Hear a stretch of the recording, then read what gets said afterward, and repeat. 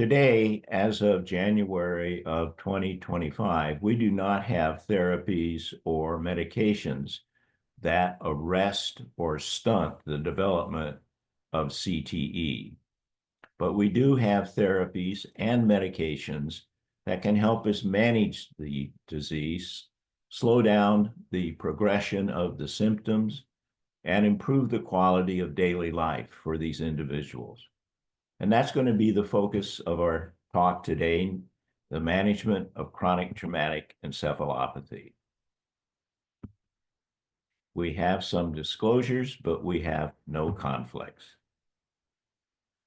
I'd like to start by making the distinction between concussion, post-concussion syndrome, and chronic traumatic encephalopathy. Concussion is a type of traumatic brain injury, usually caused by a direct blow to the head, but it can be caused by inertial loading of the brain from a whiplash effect of a blow to the back that snaps the head forcibly backward, or a blow to the chest that snaps the head forcibly forward. Normally, symptoms after a concussion last for less than 2 weeks in most cases. But when they last beyond a month, we call this condition of persistent post-concussion symptoms, either post-concussion syndrome or, more specifically today, persistent post-concussion symptoms. It's essentially a concussion, a traumatic brain injury, whose symptoms have not cleared up within a 1-month period of time. And quite differently, chronic traumatic encephalopathy is not due to a single blow to the head like a concussion usually is.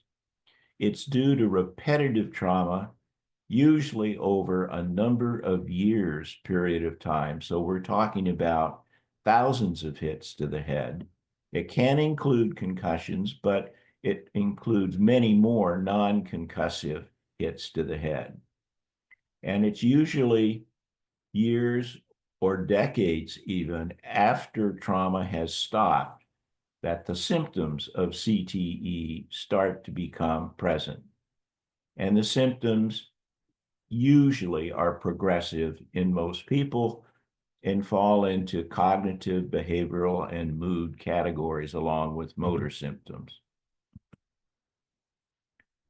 Chronic traumatic encephalopathy was first described in terms of the clinical syndrome of motor symptoms, cognitive symptoms, and psychiatric symptoms in a series of boxers by Harrison Martland, a pathologist in New Jersey in 1928 in a landmark JAMA article.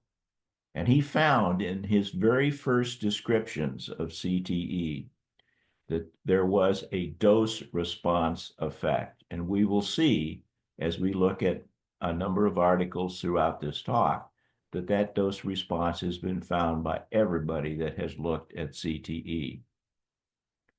The neuropathology of CTE was first described by Corsellis in a case of 15 boxers in 1973. And here he described the atrophy of the brain, the cavum septum pellucidum of the brain, as well as the neurofibrillary tau tangles that have become the hallmark of diagnosing CTE neuropathologically.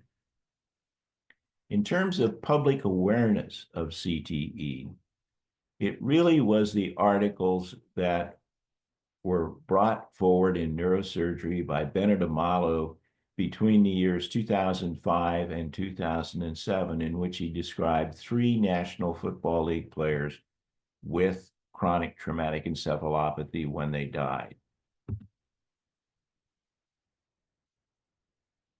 Usually, media attention and culture change happens rapidly on something that's really quite important, like CTE and football players, and the science goes quite slowly, improving as well, but at a very slower pace.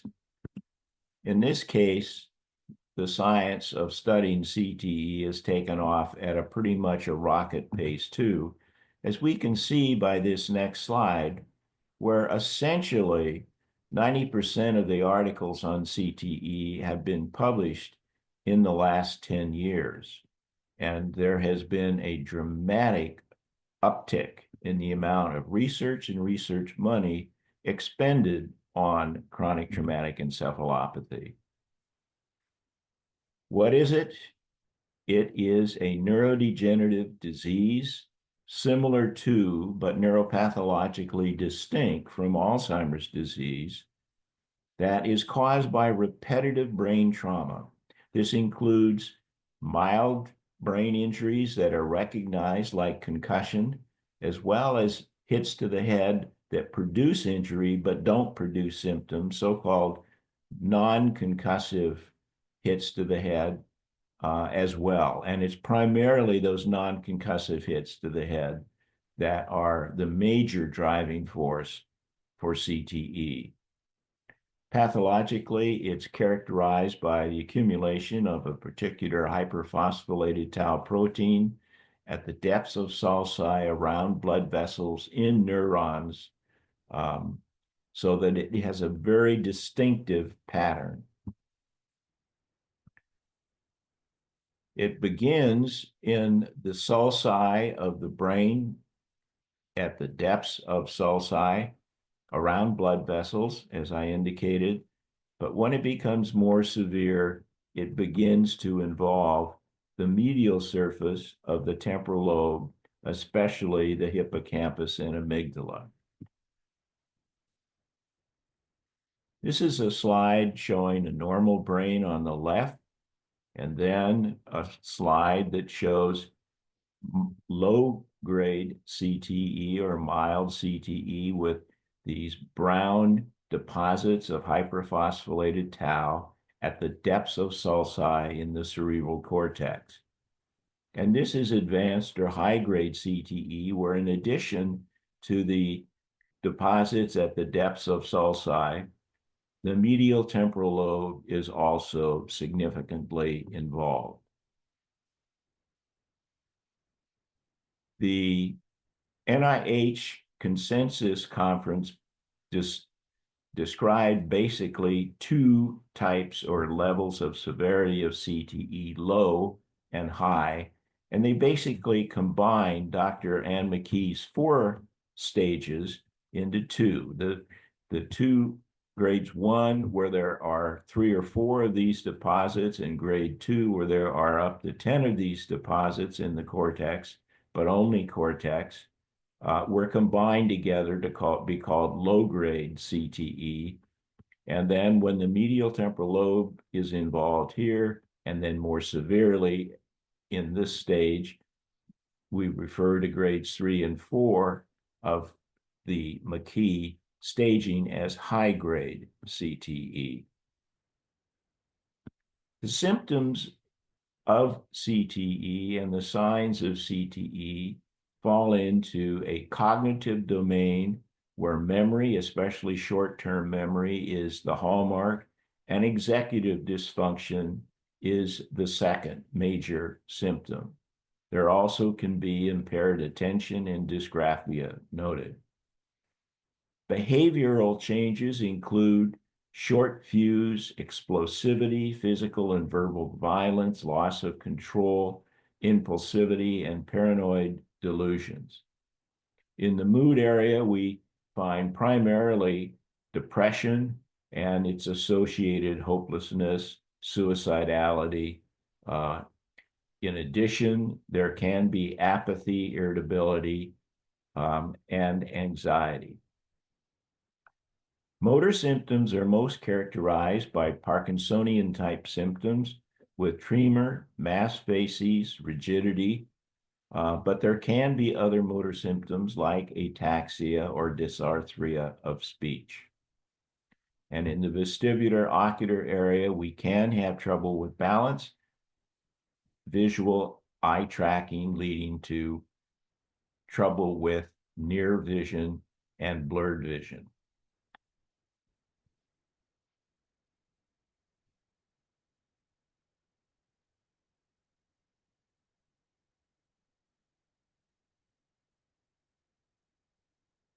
I think it's important to look for a moment about what happens when the brain is struck. So let's think about this for a moment.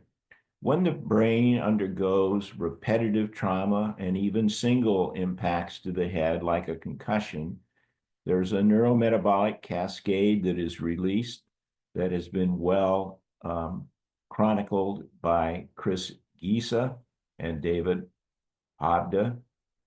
But there's also axonal injury that's possible, swelling of axons, or even to the point of tearing or breaking of axons. There can be vascular changes, such as changes with the blood-brain barrier, and there also is a neuroinflammatory response routinely set up.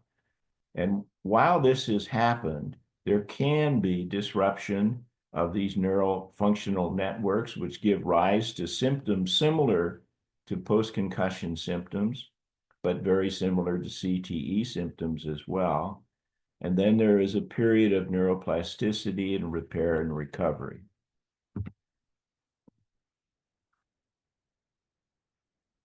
Let's look at that in a schematic effect. With head impacts, there can be no brain trauma at all, and that's the most common situation, fortunately. There can be a silent brain injury, or there can be a symptomatic brain injury like a concussion. And if there's a concussion, we wind up with this neurometabolic cascade occurring. And with both silent and symptomatic TBIs, there can be axonal injury, there can be vascular injury and inflammation occurring. These occurrences can set up cognitive, physical, vestibular, ocular, sleep, emotional symptoms that are typical of post-concussion syndrome. Then in individuals that are susceptible to CTE and in individuals where there has been sufficient quantity of repetitive head trauma, in addition to these structural changes and these symptoms, we go on to CTE. And in this condition, these symptoms, rather than getting better over time and disappearing as they do with post-concussion syndrome, with CTE, they're normally progressive, and the condition is progressive. So let's look at this again schematically. Repeated brain injuries over a period of years can cause CTE, and CTE can cause cognitive, behavioral, and mood symptoms and motor symptoms. But there are other pathologies, the white matter changes, the axonopathy, the vascular disease, and neuroinflammation that can also cause the same clinical symptoms. And in addition, there are a number of other conditions that can influence the clinical symptoms. Age, sex, and race can be factors. Genetically, there are factors that make you more prone to having symptoms getting worse. Cardiovascular disease is a risk factor for dementia. Pain and sleep disorders can augment symptoms. Cognitive reserve, when it is low, allows symptoms to be more severe and occur earlier. So lower socioeconomic status is associated with dementia, and stress and substance abuse also can exacerbate symptoms. So the symptoms that we see over here are multifactorial in terms of their origin. All of these factors can be playing a role. Rarely are all of them, but some of them very frequently are. And these factors, the axonopathy, vascular disease, and inflammatory role, can also be contributing to these symptoms in addition to the tau deposition from CTE. The distinction, though, with CTE is that in this situation, these symptoms are almost always progressive.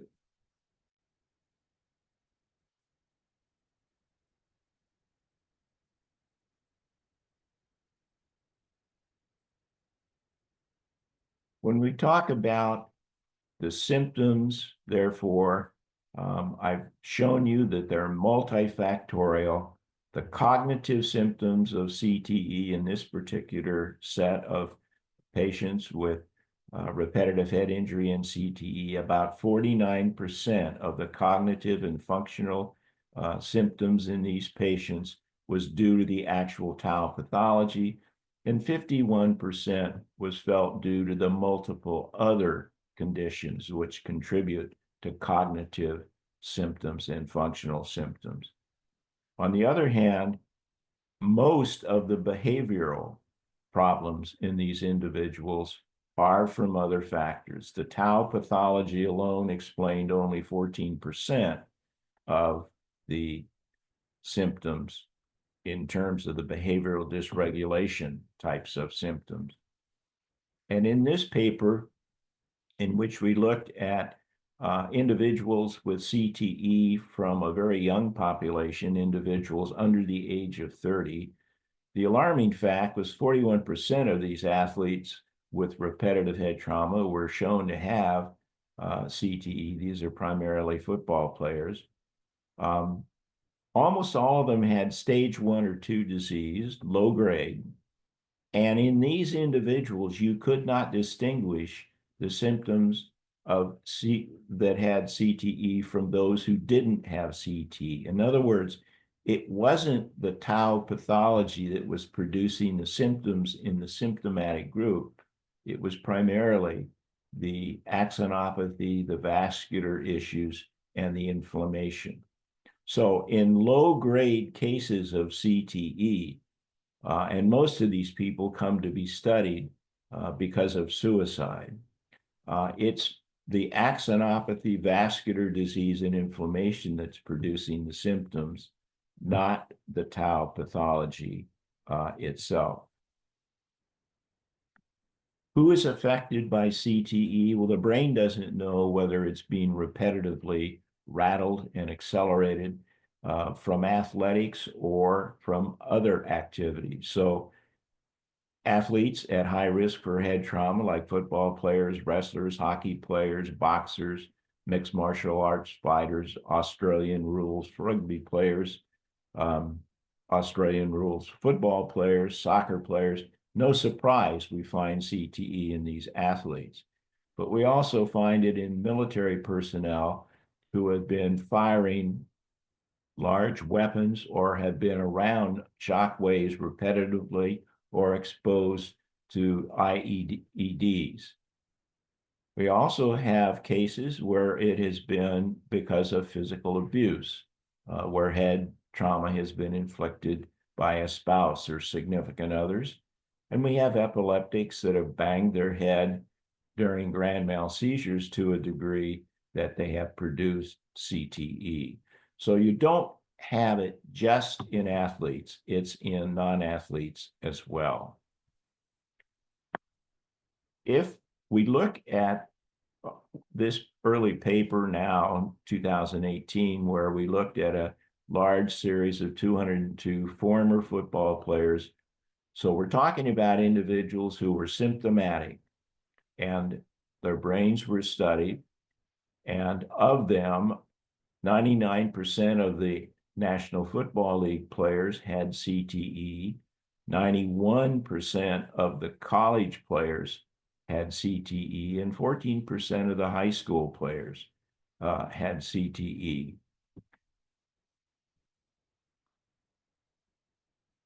Many different studies have come to the conclusion that when you have CTE, it is dose-related. There have really been no studies that have not found that. And as I indicated, the very first description of the clinical syndrome of CTE by Harrison Martland back in 1928, he found a dose response as well. In this paper led by Jesse Mez in the Annals of Neurology, there was a very strong dose response curve. In this 223 individuals with CTE, the odds of developing the disease increased every 2.6 years of play. The severity of the disease doubled every 5.3 years. And if you'd played football under 4.5 years, you had 1/10 the likelihood of developing CTE as compared with individuals that had played over 14 years. There have been multiple studies, Bienick as well as these from the Boston group, that have found that if you only played 4 years of high school football, your risk of CTE does not significantly go up from those that hadn't played football at all or had taken that amount of head trauma. There are cases of CTE that have occurred, but they're so rare that statistically there's not an increase. So it seems to be that you have to take quite a few thousand blows before you're at risk for developing CTE. This dose response curve has been found, as I indicated, by more recent studies. In this case, Dan Danisvar found it to be present in football players again. A JAMA article showed an increased odds of developing CTE 14% each additional year of play in rugby. And there was an increased odds of developing CTE each year of play in hockey as well. So this dose response curve continuously has been found. The NIH now acknowledges that CTE is caused by repetitive traumatic brain injury.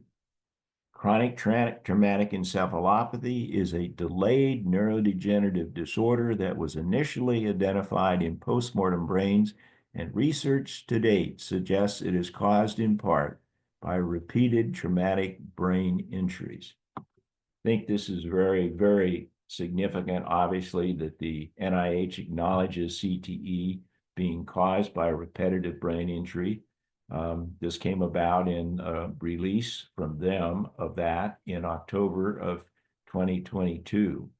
And it came about shortly after the publication of a Bradford Hill criteria being used for looking at repetitive head impacts and CTE. And the paper, which was led by Chris Nowinski, found a very strong case for cause and effect from repetitive head trauma giving rise to CTE. And that paper also was signed on to, in terms of its results, by many beyond the authors, 41 other top world experts.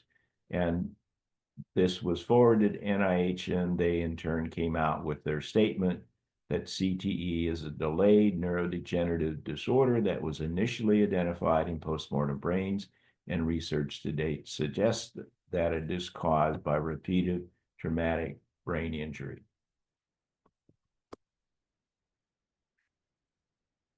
In 2021, Doug Katz led a group that put forward clinical criteria for identifying in living individuals a clinical syndrome that correlated to CTE neuropathologically. This syndrome involved several criteria. First, that there had to be substantial exposure to repetitive head impacts, and this ultimately became defined as equivalent to 5 years of football with 1 year at college, at least, as a minimum. And then if you were exposed to more than 11 years of football, this became a higher risk category. The clinical features involve the presence of cognitive and neurobehavioral dysregulation or both, and if present, they shouldn't be progressive. And the condition could not be explained by another disorder fully, but the presence of another disorder does not exclude the presence of CTE. So if you had suspected Alzheimer's or Parkinsonism, but you also had adequate exposure to for CTE criteria, this would be a situation where you would not say it was fully accounted for by another disorder. If the criteria are met for CTE, or pardon me, for TES, then the level of functional dependence is determined, and one then runs an algorithm in terms of whether one thinks the likelihood of CTE is suggestive, possible, probable. The only way to get it definite CTE is neuropathologically. So here is the algorithm that gets you whether you meet the syndrome or not. You have to first have substantial exposure to repetitive head trauma, 5 years of football, 1 year at the college level at least. You have to have the core clinical features, which is cognitive impairment as defined by executive function dysfunction or memory impairment, short-term memory, and or neural dysregulation, or both. They shouldn't be caused by any other disorder completely. If you meet the criteria, then we depend the level of independence from fully independent to severe dementia.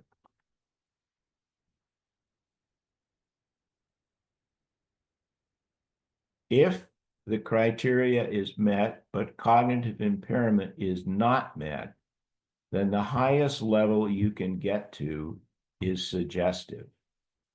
On the other hand, if you meet the cognitive level, but you don't meet the 5 years exposure level, then the highest again is suggestive. If you do meet the 5 years exposure and you have 2 or more areas of supportive features, delayed onset motor symptoms, neurobehavior dysregulation, then you can reach possible CTE. On the other hand, if you have cognitive impairment and high levels of exposure, 11 years or more, and you have 3 supportive features, delayed onset, motor signs, psychiatric, any 3 out of those 5, you would qualify for probable CTE. And the only way you get a definite CTE is neuropathologically examining the brains of these individuals.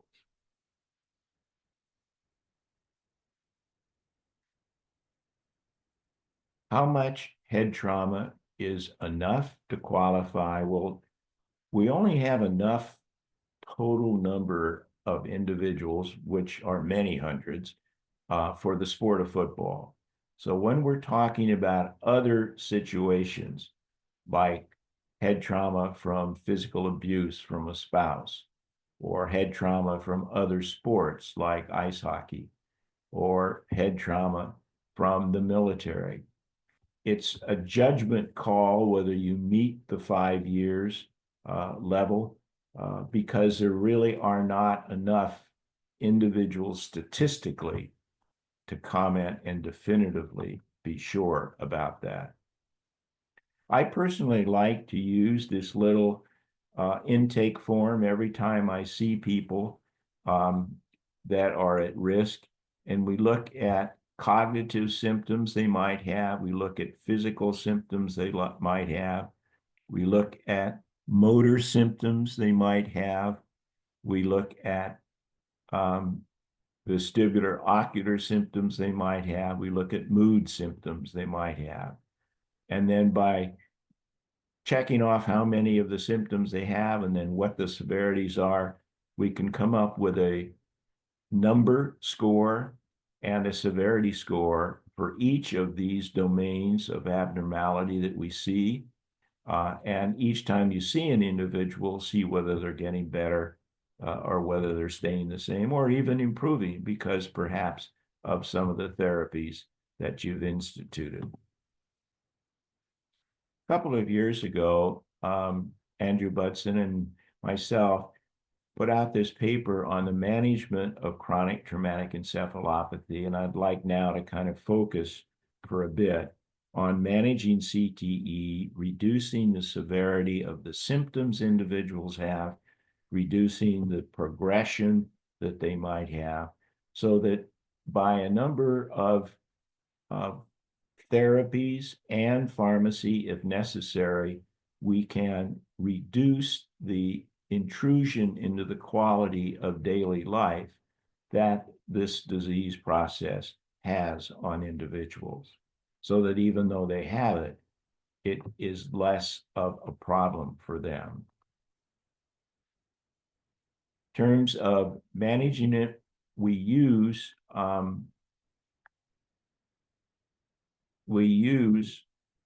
tests of cognition, tests of mood, tests of neurobehavioral dysregulation and sleep to monitor the individuals, as well as their symptom progression, as well as their neurologic deficit. And what we find is that managing CTE first involves exercise for everyone, because exercise, whether you have CTE or not, reduces anxiety, irritation. Exercise is obviously a good managing situation for weight, and all individuals who exercise have a reduction in the progression of dementia if they are going to develop dementia, and CTE people are. So in managing CTE, exercise is a crucial first step. Diet is another major issue. Vascular disease, as we showed you earlier, can increase your risk for dementia and cognitive problems, and therefore be additive or accelerant to the cognitive problems caused by the tau. So diet and going toward a Mediterranean type diet where you're minimal in your red meats, if any, heavy on the fish and heavy on greens and vegetables, is very important. For those that have cognitive impairment, which is most, cognitive therapies are useful in terms of teaching people coping skills to better retain material, to better learn material, and to function. There are also medications that can be used. For individuals that have behavioral dysregulation and explosive type behaviors, behavioral therapy is useful, and mindfulness and meditation is useful for many.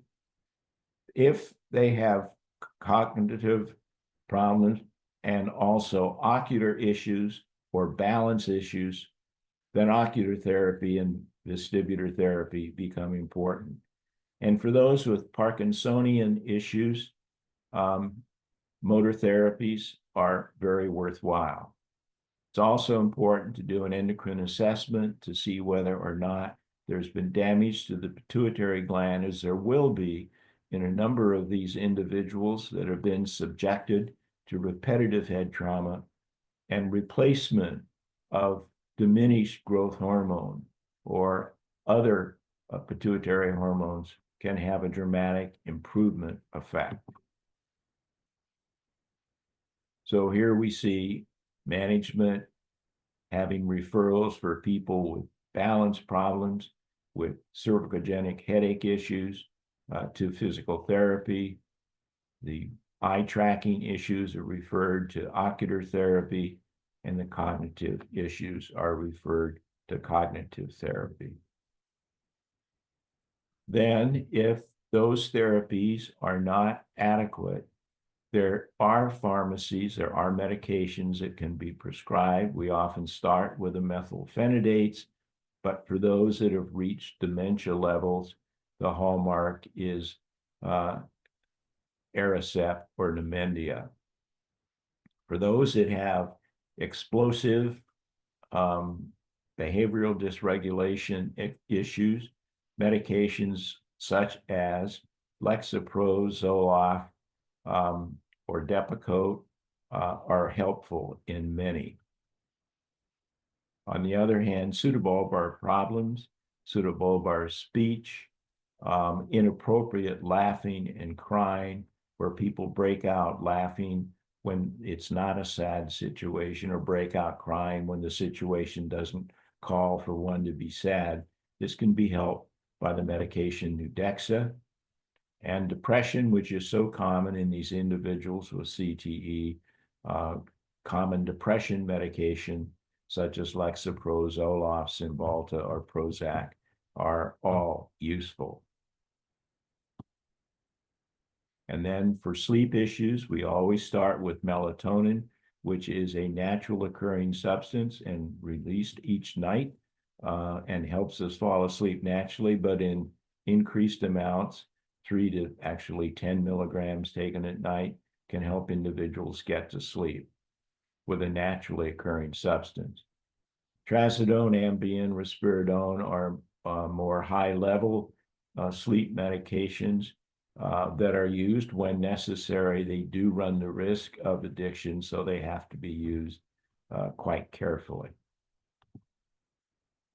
And then for somatic problems with headaches, in addition to cervicogenic physical therapy for those that have both headaches and neck pain as well, there are medications such as low-dose amitriptyline or Neurontin, and we even use our anti-anxiety and anti-depression medications as well.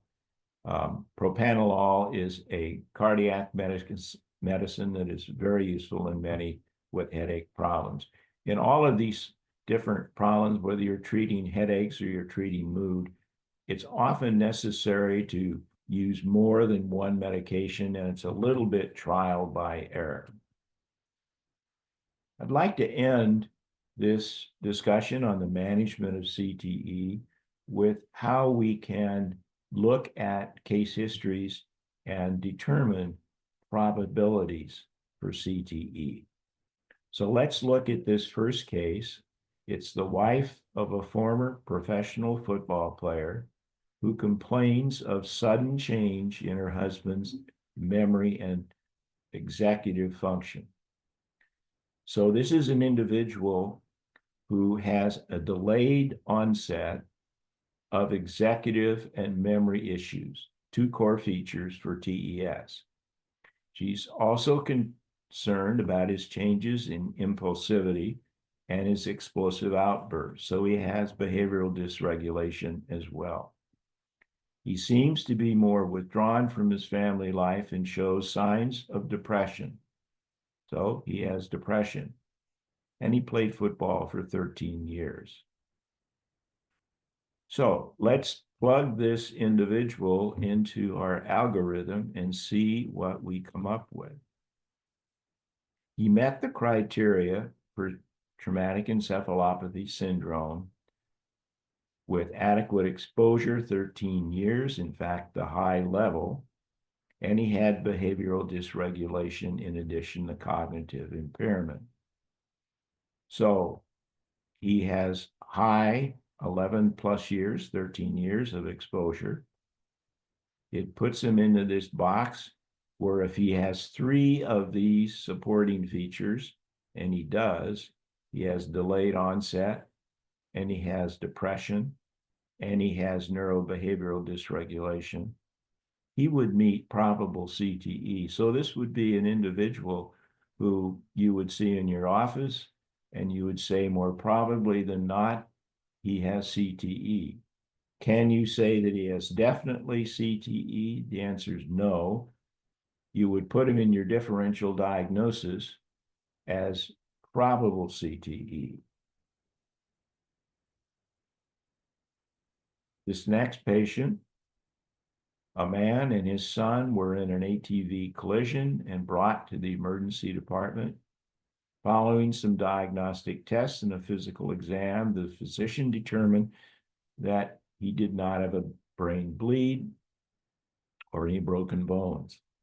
However, the physician determined that he had a concussion and advised the father of the return to learn protocol and an overview of what to expect during the recovery process. So here's an individual who would not qualify for traumatic encephalopathy syndrome. This is a single brain insult.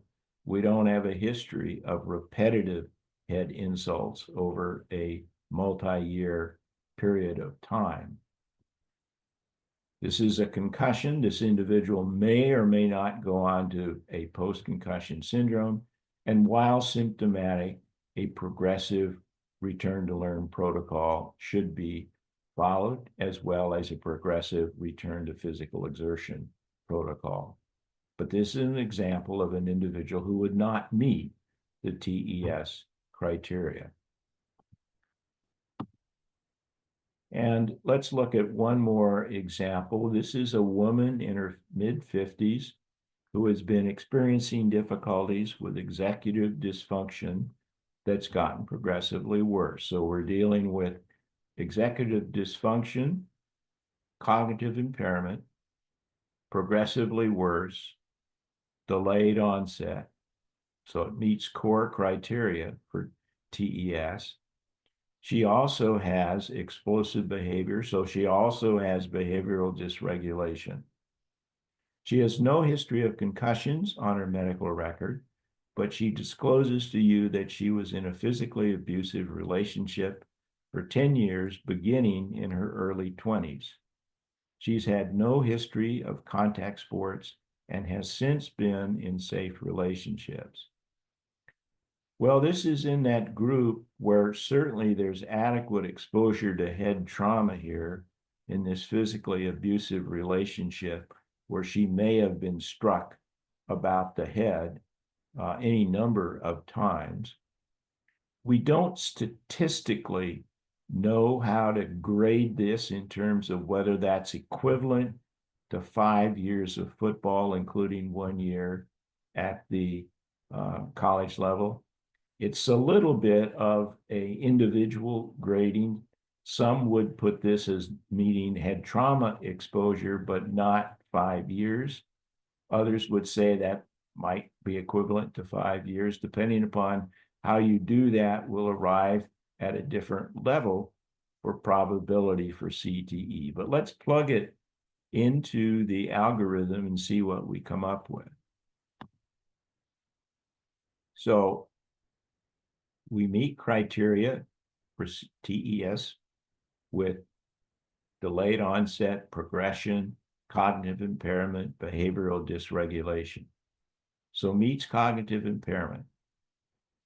Level of exposure. If you think that that level of exposure didn't add up to 5 years of football, including 1 in college, then the highest level you could give this individual would be suggestive of CTE.